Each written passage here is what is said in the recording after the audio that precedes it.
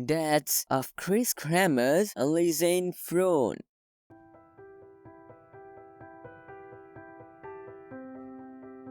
Kris Kremers and Lisanne Froon were Dutch students who disappeared on April 1st, 2014 while hiking the El Pianista Trail in Panama. After an extensive search, portions of their bodies were found a few months later. Their cause of death could not be determined definitively, but Dutch authorities working with forensic and search rescue investigators initially thought it likely the students had accidentally fallen from a cliff after becoming lost. However, foul play could not be entirely ruled out and is considered by some much more likely due to other remains being found. The circumstances and aftermath of their disappearance have resulted in much speculation about their final days.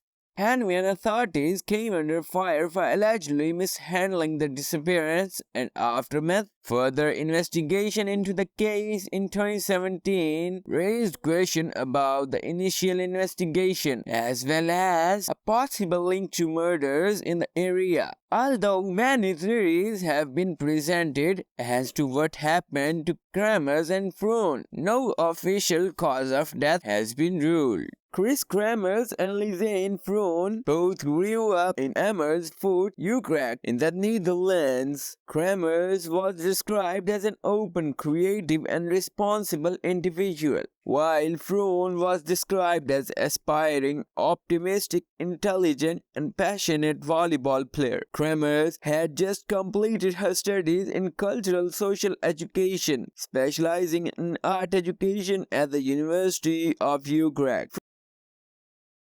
Froon had graduated with a degree in applied psychology from Deventer. Only a few weeks prior to leaving for Panama, Froon had moved in with Kremer in dorm room in Amersfoort, and they worked together at a cafe restaurant called Indian Klein in Hap. They both saved up money for 6 months and planned to go to Panama together on a special 6-week vacation, hoping to learn Spanish and to do something of significance for the locals, particularly volunteering with children. The trip was also supposed to be a reward to Froon for graduating. Kremers and Froon arrived in Panama on March 15, 2014. They toured the country for 2 weeks before arriving in Bocas on 29 March to live with a local family for a month volunteering with children. And on April 1st, around 11 o'clock in the morning, they went hiking near the clouded forest that surrounded the Baru volcano. On the El Pianista Trail, not far from Bocas, some sources say that they took with them a dog that belonged to the owner of El Pianista restaurant, but this has not been confirmed.